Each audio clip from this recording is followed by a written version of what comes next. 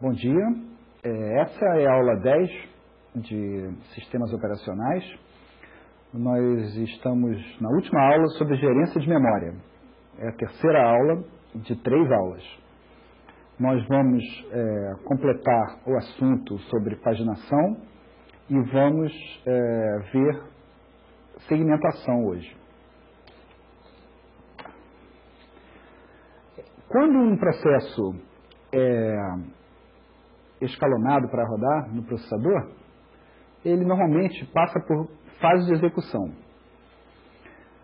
Uma dessas fases, né, é natural, é uma propriedade que é observada, né, é que a quantidade de acessos às páginas referentes a essa fase define uma localidade. Ou seja, em uma fase de execução, o processo acessa normalmente um subconjunto do conjunto total de páginas que aquele processo vai acessar durante toda a sua execução. Enquanto uma fase está sendo processada, então, a gente diz que a gente observa essa referência localizada em cada uma dessas fases pelas quais o processo passa. Um exemplo interessante e típico dessas fases de execução, onde fica bem nítido, né, é o uso de um compilador, né, a execução de um compilador. Agora, considera somente uma dessas fases pelas quais um compilador, durante sua execução, está passando. Um conjunto de páginas que é referenciado por uma dessas fases é chamada de conjunto funcional. Em inglês, a gente chama de working set. Se todo esse conjunto funcional daquela fase estiver alocado na memória principal, é natural que essa fase seja executada rapidamente, porque todos os acessos estariam logo lá na memória principal, não teria que ser feita nenhuma transferência de páginas do disco, né? Que nesse caso ruim, ou seja, da memória que ficar falhando, muitas páginas estiverem faltando,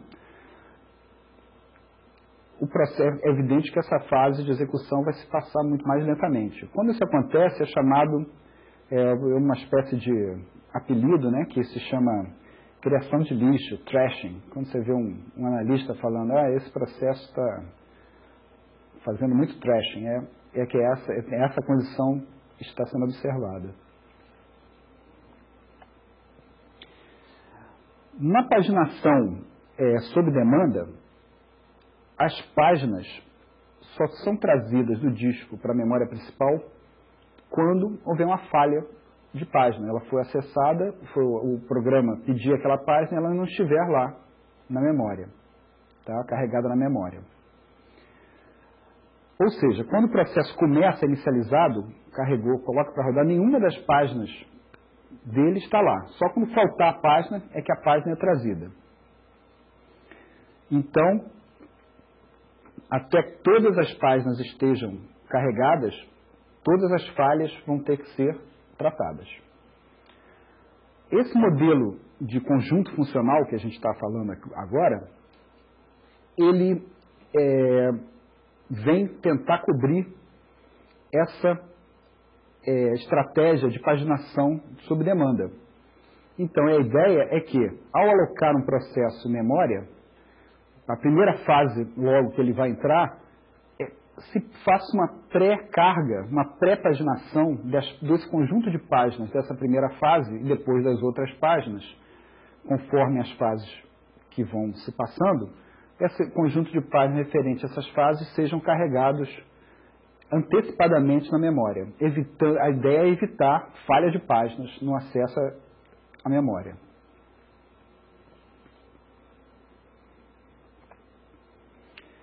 Muito bem, tanto para qualquer uma dessas estratégias de paginação sob demanda ou usar o modelo funcional para fazer a pré-paginação, nós precisamos pensar em políticas de alocação das páginas, tá? Na memória. Nós vamos considerar aqui essas duas vertentes.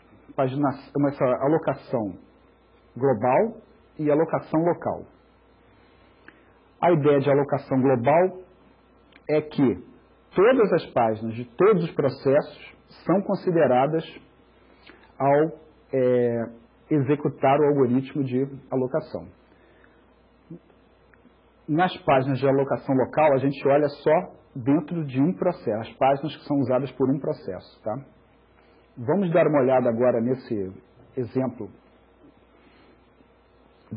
da transparência 4 que vocês têm aí. Vamos ver como essas duas políticas se comportam. Nesse exemplo, nós temos 16 molduras de páginas e 3 processos, em cores diferentes. Existe ainda uma coluna em rosa, que seria um contador que a gente pode considerar que seria a idade das páginas, conforme a gente viu na aula passada. Vamos ver o que acontece com a memória dentro dessas duas políticas de alocação. Então, a página A6, que faltou ao processo A, na política de alocação local, vai só considerar as páginas referentes ao processo A. Nesse caso, foi retirada a página 5 para a colocação da página 6. Se pensarmos na política de alocação global, não necessariamente essa política está restrita às páginas do processo A. E a página mais antiga, candidata à substituição, estava com o processo B, e a página A6 foi colocada no lugar da página B3.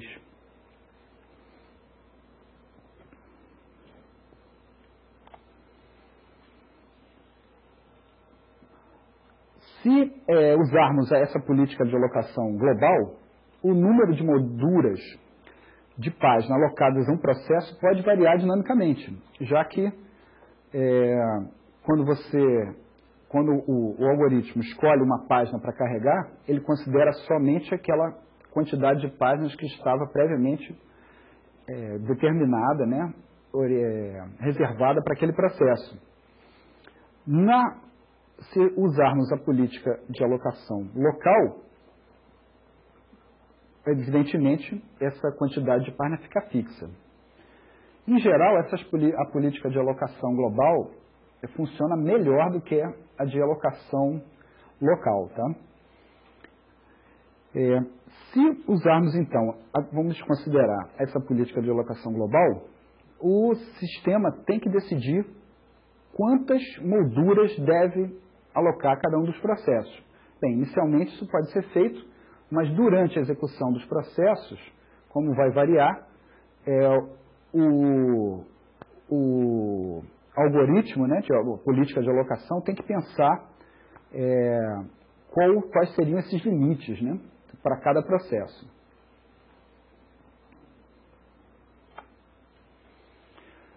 Muito bem.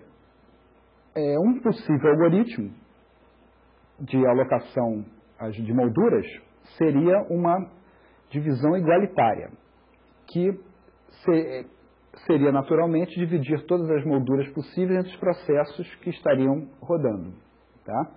Então, nesse primeiro exemplo, se tivermos 8 molduras na memória e 3 processos, uma alternativa seríamos atribuir 2 páginas para cada processo e deixar 2 livres para substituições ou entrada ou falhas de página nesses processos. Tá? O outro algoritmo, outra alternativa, seria uma divisão proporcional e que dependeria do tamanho dos processos que estariam carregados. Nesse exemplo, o processo A teria tamanho 2K, o B 4K e o C 1K. Então, o processo A ficaria nessa divisão, dentro dessas 8 molduras, com 2 páginas alocadas, o B com 4 e o C com 1. Sobraria uma que poderia servir para o carregamento de uma página que viesse a faltar num desses processos. Esse exemplo que está aqui na transparência 7, a gente vai ver qual é a necessidade de termos essa estratégia de tratamento de falha de página. Bem, imagina um processo que tenha muitas molduras alocadas para ele. A tendência é que poucas falhas de páginas ocorram, ok? E se a gente tiver com um processo com muito poucas páginas alocado, a tendência é que muitas falhas aconteçam. Isso são os dois extremos que essa política vamos dizer assim, de atualização da quantidade de páginas do processo poderia considerar para tomar a decisão de antecipadamente ou por demanda atribuir novas páginas ou retirar páginas de um processo que estiver em execução. Muito bem. Se a gente olhar agora nesse exemplo que está aqui, a ideia é considerar 2 limites, um alto e um baixo. Tá? Se um processo tem uma taxa de falhas muito alta, acima da linha a ideia é a gente atribuir o algoritmo, né, a política de alocação, atribuir mais páginas para esse processo. Deixa ele trabalhar com mais páginas na memória.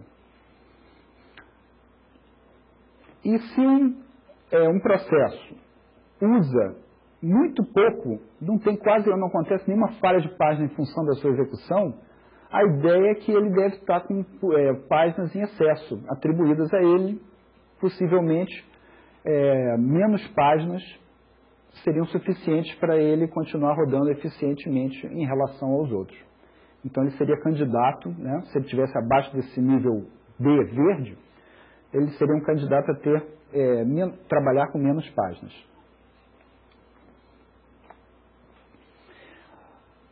Outra coisa importante é o tamanho de uma página. Qual o tamanho de página que deveria ser usado? Nós vimos anteriormente que, bem, o tamanho de página poderia ser qualquer um, continua podendo ser. Vamos ver aqui uma estratégia, uma possível determinação de um tamanho de página. Né? Vamos considerar que esse tamanho de página é P.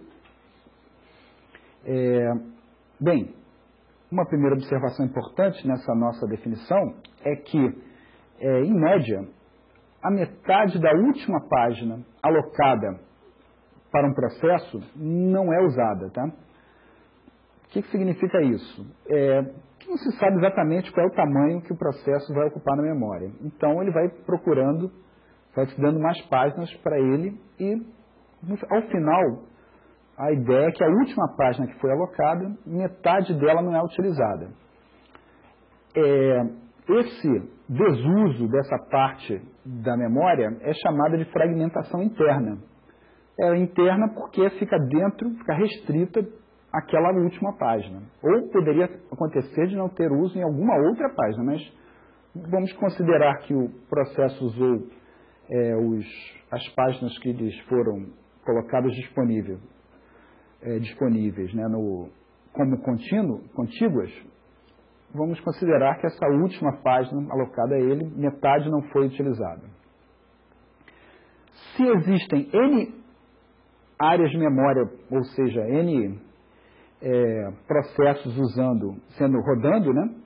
Essa área total seria de tamanho N vezes P sobre 2, já que P sobre 2 é metade da área de memória de uma página. O tamanho da tabela de páginas vai depender de P. Tá? Ó, é claro que é a definição do tamanho de páginas. Se o processo tem S de são bytes, tá? O espaço gasto pela tabela será de S vezes E sobre P, onde E é o tamanho da tabela, tá? Da entrada da tabela. Nesse caso, o valor de P deve ser o maior possível, já que no anterior, para evitar a fragmentação interna, o P deveria ser o menor possível. O tamanho de página deve ser definido como um compromisso entre esses dois limites contraditórios, tá? Então, o custo, o overhead de usar uma página com P bytes, com uma entrada de E bytes, pode ser definida como a soma do S vezes E sobre P mais a metade de uma página, o tamanho da metade de que seria igual a metade de uma página. Para obter um número ideal de páginas, tá? O número, quer dizer, o tamanho ideal de uma página, uma ideia seria derivar a função de custo e buscar o mínimo de overhead, igualando a zero essa derivada primeira do overhead. E nesse caso, o P vai ser igual à raiz quadrada de 2 vezes o S vezes o E. Nós podemos ver no exemplo aqui nessa transparência 9, que se esse S é igual a 128K e a E é igual a 8 bytes, então o tamanho P ideal seria de 1448 bytes. Como se trabalha em potência de 2, a ideia seria usar 1K ou 2K bytes por página. Para esse exemplo. Ok. O que nós vimos até então foram todos os assuntos, todas as políticas e todas as estratégias relacionadas à paginação.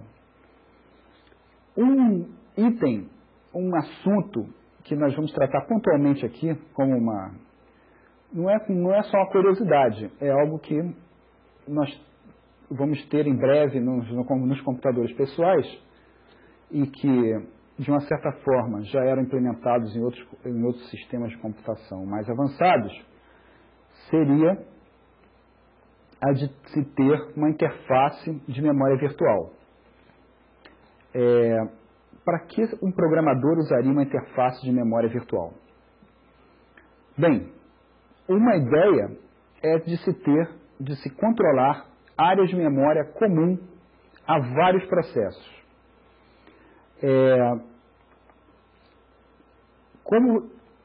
Em que situação processos deveriam trocar informações numa área comum, usando uma área comum?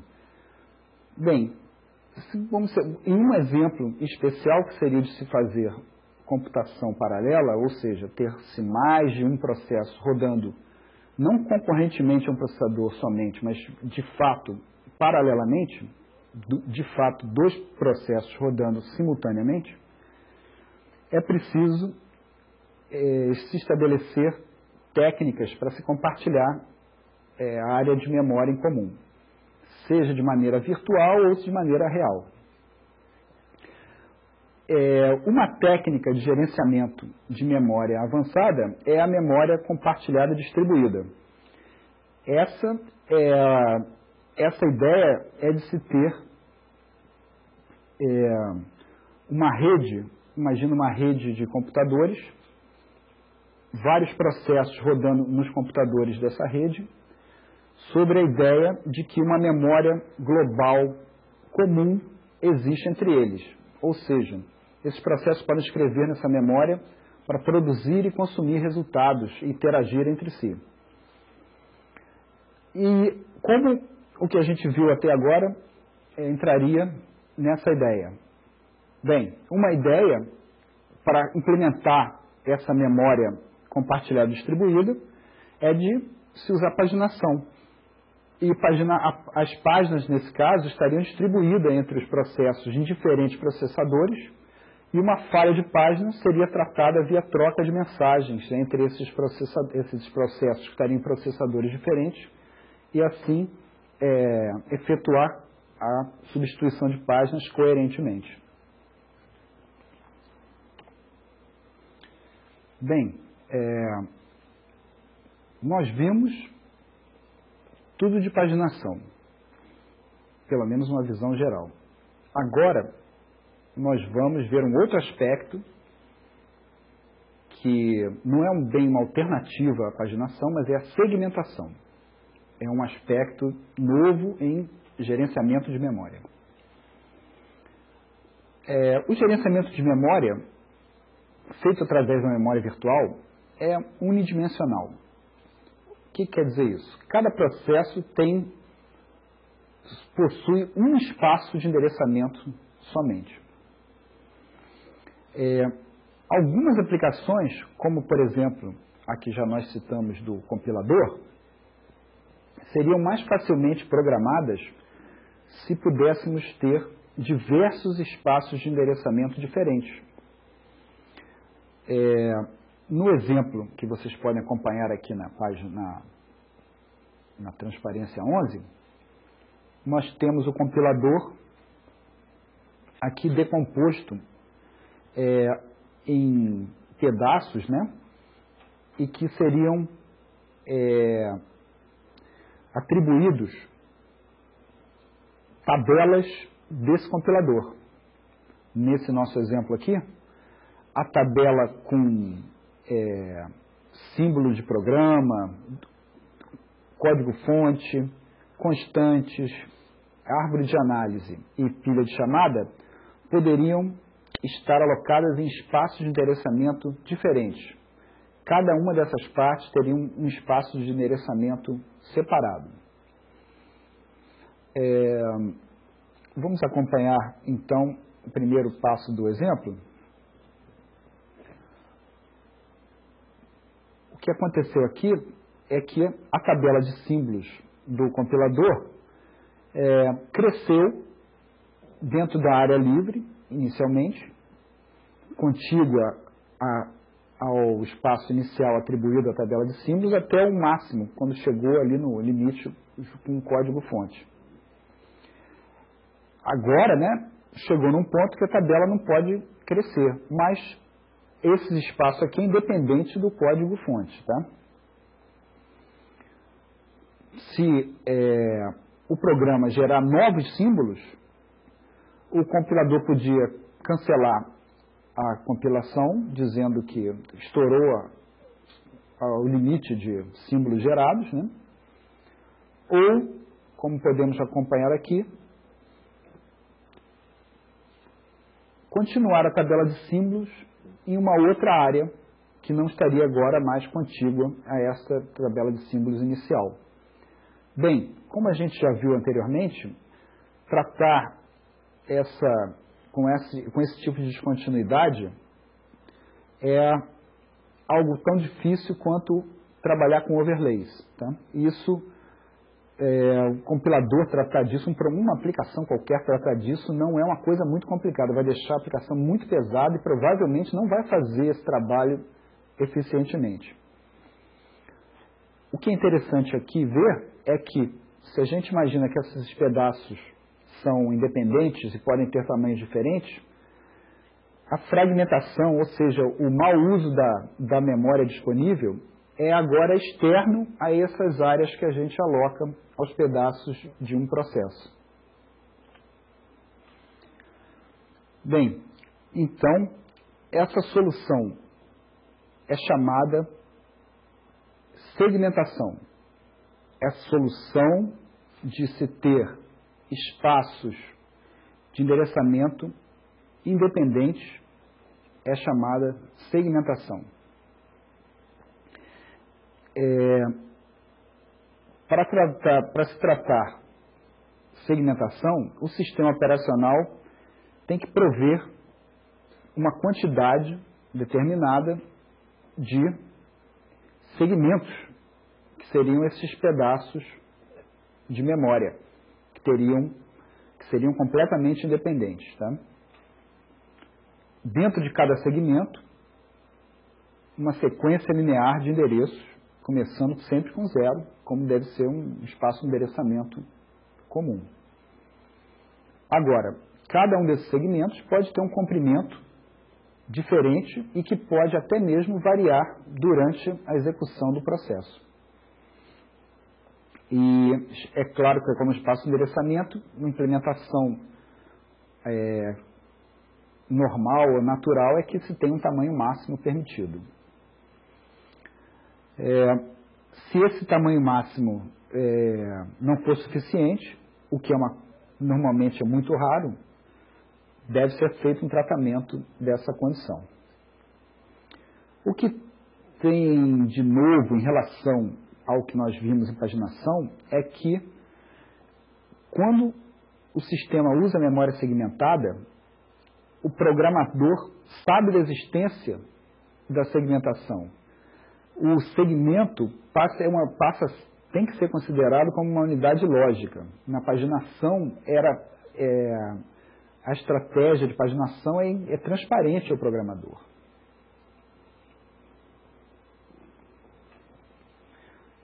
Então, no caso de memória segmentada, como o programador tem ciência, a memória a gente pode considerar ela como se fosse bidimensional. E as dimensões seriam o segmento que está sendo tratado e a posição, o endereço dentro desse segmento, que seriam dados, respectivamente, por S e por D, que seria o deslocamento. No exemplo do compilador, nós poderíamos ter como vocês podem ver nesse exemplo da transparência 13, os segmentos de tabela de símbolos, de código-fonte, constantes, árvore de análise e pilha de chamadas poderiam ter tamanhos diferentes, como vocês podem acompanhar no exemplo. Vamos dar só mais uma clicada aqui. Para o compilador acessar, por exemplo, a palavra 8K da tabela da árvore de análise, ele teria que usar o endereço 3, que seria o segmento 3, 8K.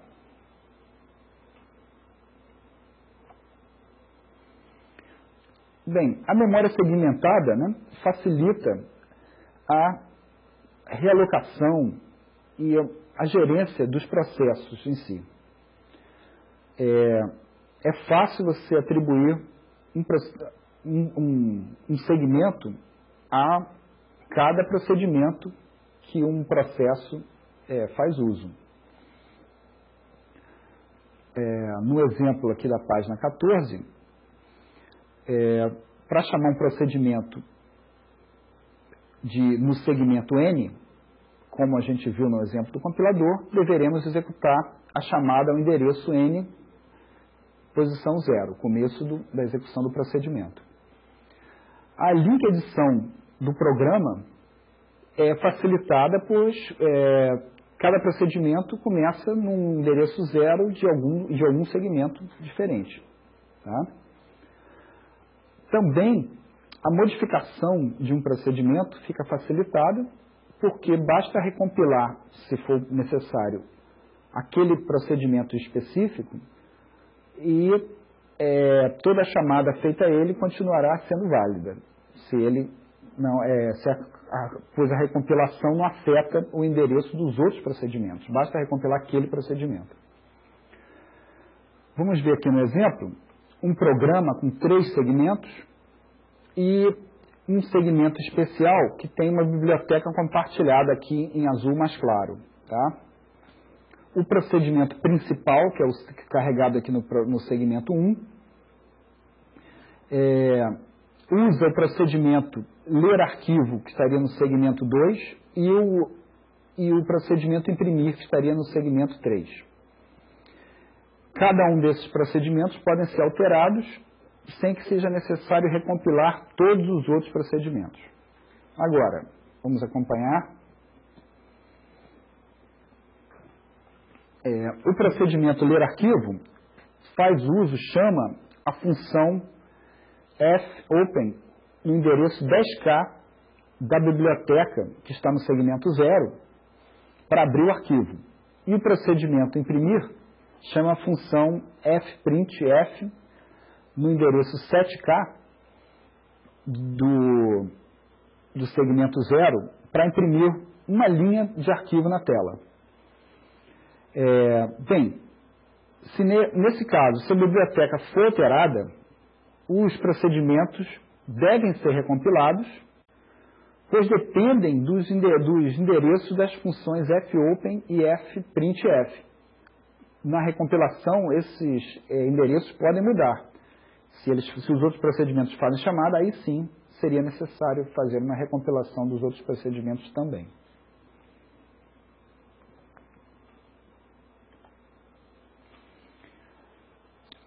A memória segmentada facilita muito a proteção, a segurança da computação. Como o programador sabe da existência dos segmentos, é possível definir um tipo de proteção para cada segmento usado. Tá? Por exemplo, um segmento pode conter apenas código. Então, é possível desabilitar escritas nesse segmento por parte de um outro processo de usuário. Na memória paginada, essa proteção não é interessante, porque o programador deveria saber, em princípio, quais os limites das páginas, que, além de variar muito onde as páginas podem estar alocadas, tornaria muito difícil ter esse controle dinâmico de limite. Essa tabela que a gente tem aqui na página 15, na transparência 15, dá uma ideia, faz uma comparação do que foi a estratégia de paginação e o que esse aspecto de segmentação se diferencia. Tá? O mais importante começa com: é visível ao programador? A paginação não é visível ao programador, e a segmentação sim.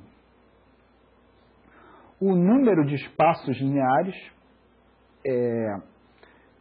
são muitos dentro da segmentação e é único na paginação. O espaço pode ser maior do que a memória? Sim, ambos os esquemas permitem que se trabalhe com mais memória do que a memória física, a memória principal física disponível pelo sistema em questão. Tá? Fornece proteção a dados e procedimentos? A paginação não fornece proteção e na segmentação é fácil, muito fácil implementar esquemas de proteção. A segmentação também facilita o uso de estruturas de tamanho variável, já que um segmento pode variar. Você pode definir qualquer tamanho e, mesmo em tempo de execução, é possível variar o tamanho do segmento. A segmentação também facilita o compartilhamento de procedimentos, como já acabamos de ver no exemplo anterior. Tá? Agora, finalmente, a motivação pelo desenvolvimento dessas duas estratégias são diferentes. A paginação vem do uso de mais espaço de memória do que o disponível pelo computador. E a segmentação, a motivação maior é facilitar a programação, introduzindo segmentos como unidades lógicas.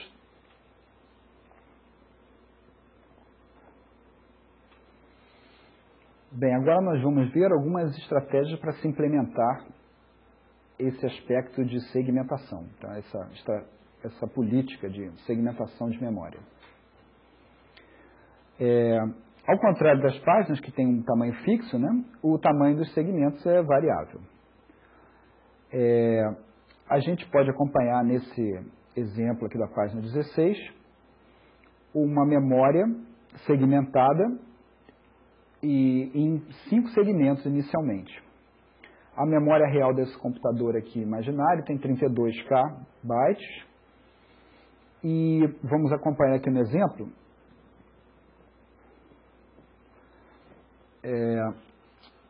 A situação em que o segmento 1 tenha sido salvo em disco, pois o segmento 7, que foi agora carregado, foi acessado. Repara aqui que 3K ficaram livres na memória principal, pois o segmento 7 tem tamanho apenas de 5K. Uma outra troca foi feita, o segmento 4 foi salvo e no lugar dele foi copiado o segmento 5, que também não estava na memória, agora ocupa o lugar e deixou outros 3K bytes livres acima do segmento 5. A área livre agora são essas duas áreas de 3K. Agora, o segmento 3 foi trocado pelo segmento 6, com 4K, e outros 4K ficaram livres entre os segmentos 5 e 6 agora.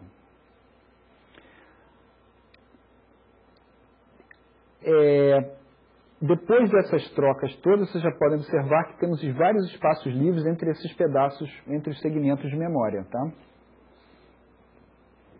Essa fragmentação externa poderia ser tratada com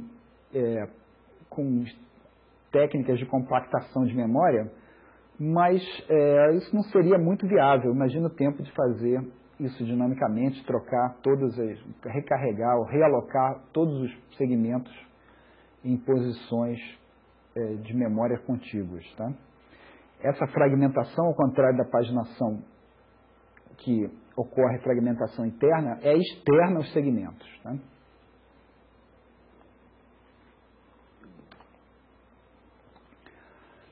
Como eu havia dito, e agora é importante a gente talvez fique até mais claro, ver como essas duas estratégias, paginação e segmentação, se complementam. Segmentação e paginação não são técnicas competitivas, elas são aspectos, são quase dimensões independentes, pois podemos implementar, e na verdade são implementados, estratégias de gerenciamento de memória que combinam segmentação com paginação. Segmentação com paginação é uma opção adotada para permitir que o tamanho de segmento seja maior que o tamanho de memória. Cada segmento é dividido em conjuntos de páginas, como era dividido toda a memória principal quando vimos a estratégia de paginação. Essa possibilidade otimiza o uso da memória, pois somente as partes atualmente em uso pelos segmentos precisam estar na memória. A ideia é combinar as vantagens das duas estratégias, tá? Que na verdade não são estratégias, são aspectos de gerenciamento de memória. Como o segmento tem um espaço de endereçamento similar ao endereçamento virtual, a gente pode usar os mesmos algoritmos de substituições, as mesmas estratégias de substituições de página. Tá? Nós vamos ver agora dois exemplos de casos reais, né, de implementação de segmentação com paginação, que são o sistema Multics, e vamos ver também depois o sistema de gerenciamento de memória implementado no Pentium, que a maioria de vocês já deve ter ouvido falar.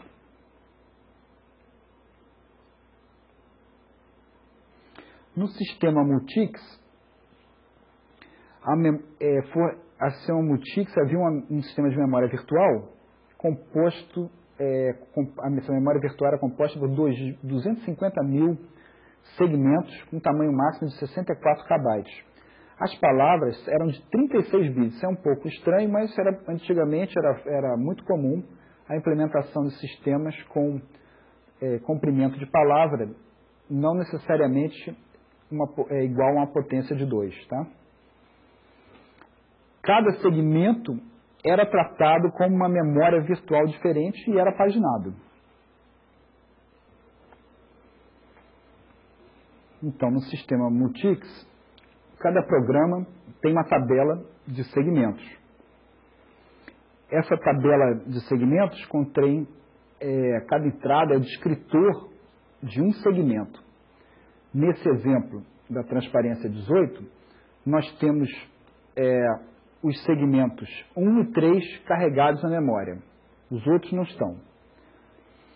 Como essa tabela é muito grande, pode ter até 250 mil entradas, essa tabela também é carregada em um segmento que também é paginado. E ele é chamado de segmento descritor. Cada descritor tem um formato que a gente pode ver aqui na transparência, e é fácil saber o significado dos campos. A gente pode clicar em cada um deles, vamos fazer isso agora, para saber o que significa. O primeiro campo é o endereço da tabela de páginas na memória. Esse campo tem o endereço na memória principal da tabela de páginas daquele segmento. Se esse segmento estiver na memória, isto é, se pelo menos uma das suas páginas estiver em memória.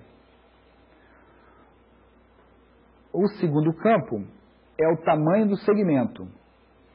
Esse campo define o tamanho em número de páginas do segmento. Com isso, se o tamanho de página, vamos ver depois esse tamanho no campo TP, for de 1024 bytes, e o valor do campo especificado for T, o tamanho do segmento é 1024 bytes vezes T. Então, esse campo tamanho de páginas diz, se o bit for 0, que o tamanho será de 1024 bytes. Se o bit 1, o tamanho será de 64 bytes por página.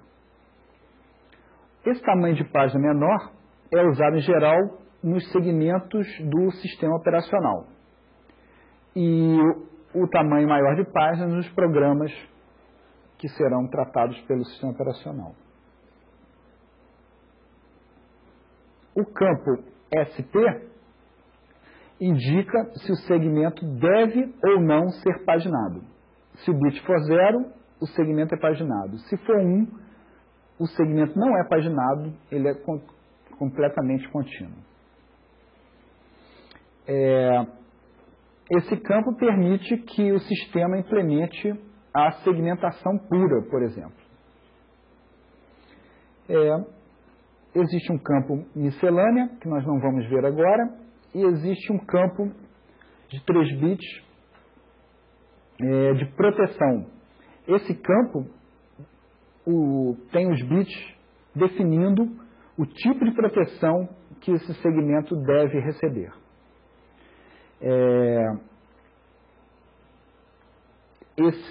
Essa proteção inclui gravação ou não no segmento, e se ele deve ou não ser acessado por programas que não sejam do sistema operacional. Nós vamos ver com mais detalhes adiante.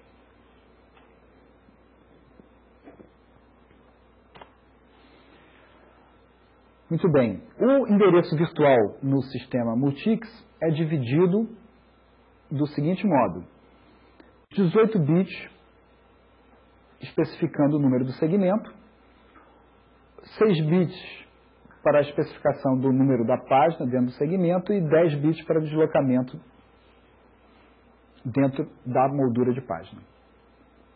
A gente pode agora acompanhar o exemplo aqui na transparência 19 de como o endereçamento é realizado.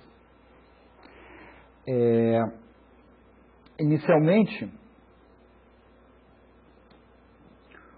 o número do segmento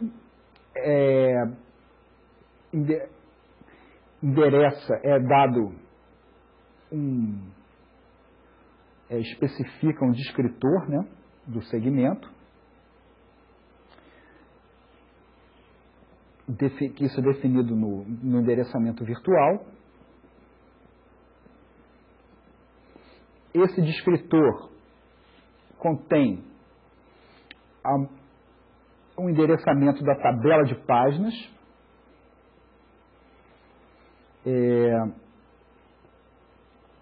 caso a página esteja carregada em memória, né? Caso o acesso ao segmento não viole a proteção, é claro, a tabela de páginas do segmento é localizada. Caso contrário, em caso de uma violação ou de uma falha, tem que ser tratado via normalmente uma interrupção. Continuando, uma vez estabelecido agora o número da página, né, dado pelo endereçamento virtual, é fácil localizar dentro da tabela de página a moldura e, finalmente, o deslocamento para se encontrar a palavra desejada.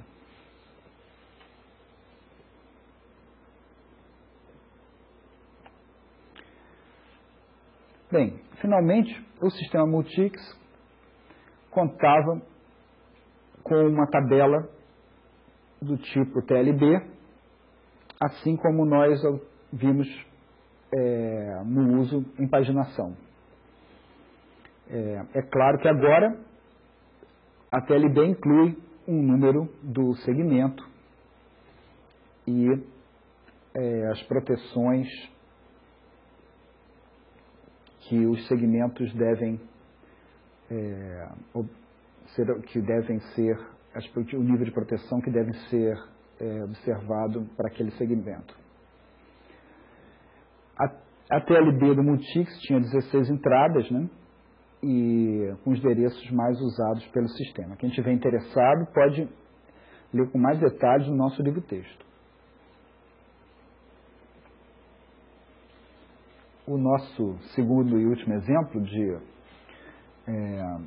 gerência de memória com segmentação e paginação é o do esquema implementado pelo processador Pentium. O processador Pentium possui 16K segmentos independentes e que podem ter tamanho de até 4 GB. São usados 32 bits para cada, até 32 bits para cada segmento. São usados dois tipos de tabelas de descritores de segmento. Uma tabela de local, que seria essa LTD, com os segmentos locais do programa, de um programa, né, como código, dados e pilha, e uma tabela de descrição de descritores globais, com os segmentos do sistema operacional.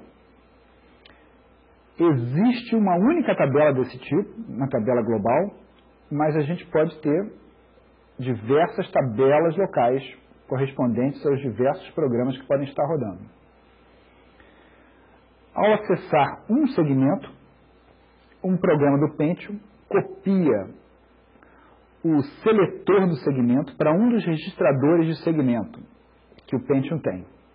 A gente pode acompanhar aqui nesse campo ilustrado o formato do seletor de um segmento.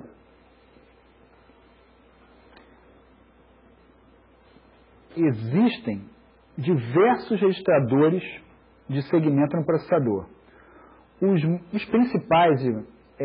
principais que normalmente o programador tem acesso, lida com eles, são o segmento, o CS, que é um segmento para código, o DS, um segmento de dados, e o SS, um segmento para pilha.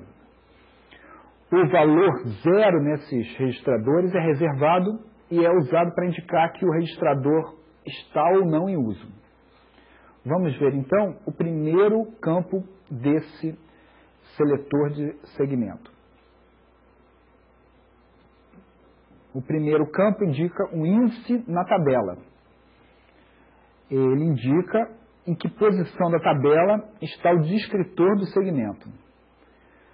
Para obter a posição na tabela, o processador zera os bits menos significativos e soma ao endereço inicial da tabela, que é selecionada pelo campo T, que nós vamos ver agora.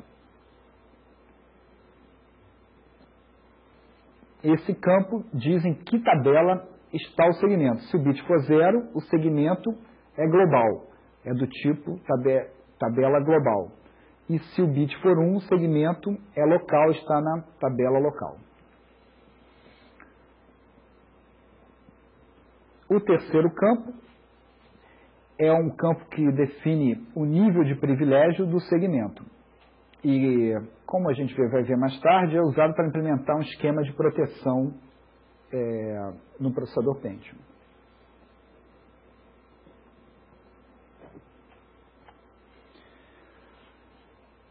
Como a gente viu, um seletor, um descritor de segmento usa 8 bytes para especificar um descritor, tá? Quando um seletor é carregado em um registrador de um segmento, o descritor é buscado na tabela local ou global e armazenado nos registradores internos do processador. O formato de um descritor é o que a gente pode ver aqui nessa transparência 22, que aparece de uma forma bastante irregular. Existe uma razão para essa irregularidade toda, e ela está na tentativa de manter compatibilidade com todas as versões da arquitetura x86, do primeiro processador, o 8086, até o que nós conhecemos, o Pentium que a gente conhece nos dias de hoje. Vamos ver alguns desses campos agora. Esse campo base, que aqui aparece dividido em três lugares diferentes dentro do descritor, mas que o total é de 32 bits, contém o endereço inicial do segmento na memória.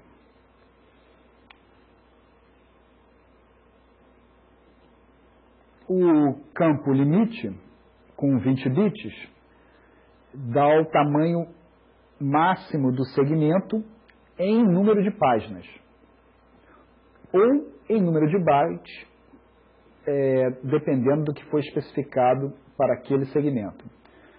Vamos ver o campo G, o que diz. O campo G informa como é dado o limite do segmento. Se o bit é 0, o limite é dado em bytes, e se o bit é 1, é dado em páginas. Ou seja, é possível implementar segmentação pura e não uma segmentação paginada, se for necessário.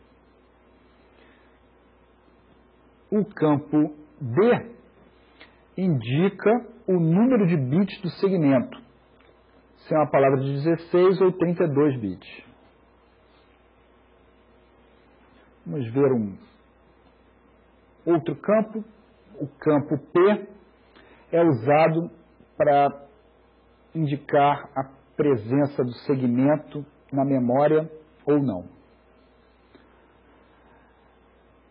O campo DPL traduz o nível de privilégio do segmento. O campo S indica, com esse bit, se o segmento é um segmento que contém o sistema operacional.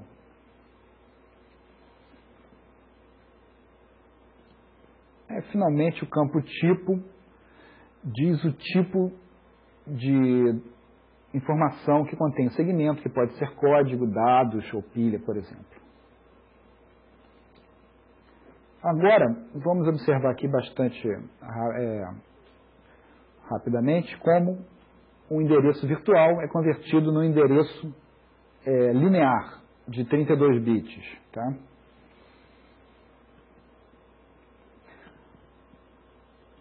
Acompanhando aqui a primeira situação, a primeira fase dessa conversão, o programa carrega o seletor para o segmento em um dos registradores do segmento. Se o segmento não existe, o seletor 0, né, está igual a 0, uma interrupção é gerada.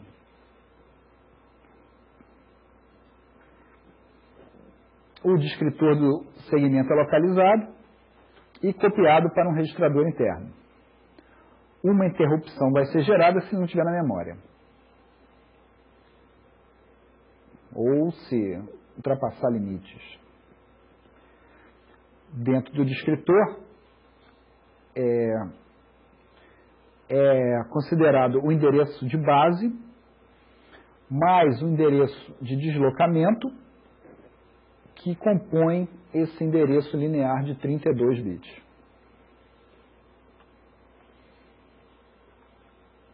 Então, aquele endereçamento linear é convertido finalmente em um endereço físico usando uma tabela de páginas de 2 níveis.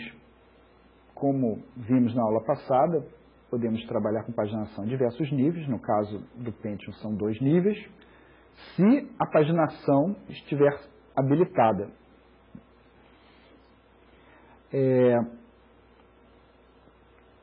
O endereçamento linear de 32 bits é dividido, então, em, no primeiro nível, um diretório de páginas, usando 10 bits,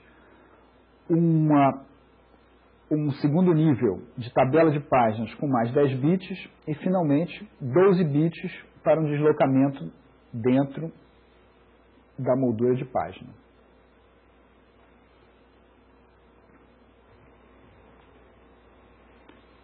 O esquema de proteção do Pentium possui 4 níveis, variando de 0 a 3, sendo o nível 0 o mais privilegiado.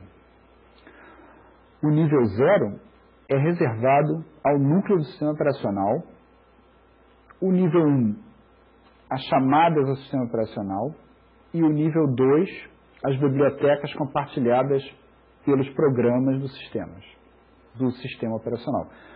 O último nível, menos privilegiado, é onde rodam os programas do usuário. Cada segmento e cada seletor possui um nível de proteção e um programa em execução está em nível dado pelo maior valor, ou seja, o menos privilegiado, dentre a palavra de status desse programa e o seletor de segmento acessado. A ideia é que esse programa não pode acessar dados de níveis mais privilegiados, mas pode chamar qualquer função ou outro programa que estiver no mesmo nível.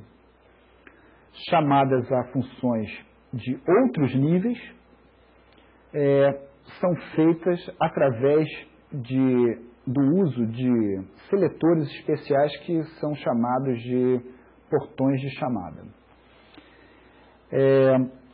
O uso desses portões de chamada faz com que não se possa fazer chamadas a endereços arbitrários, pois o endereço todos os endereços de chamadas são dados pelos descritores, né?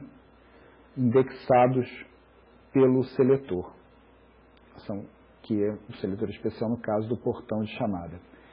Eu acredito que uma visão geral bastante compreensiva do sistema de gerenciamento de memória em processadores tenha sido dada até agora. Mas eu aconselho a que os alunos procurem ler não só no livro-texto. Na verdade, nós temos 2 livros recomendados, com visões um pouquinho diferentes, mas sempre informações a respeito do gerenciamento de memória são encontradas em revistas técnicas e até mesmo em revistas de atualização que vocês possam encontrar, em jornaleiros até, mas cuidado nesses casos em saber o que você está interpretando. Na próxima aula, nós vamos começar um assunto novo, que é o sistema de arquivos e como o sistema operacional implementa o relacionamento e criação, deleção, gerenciamento de arquivos num sistema operacional, né? Até então a próxima aula. Muito obrigado.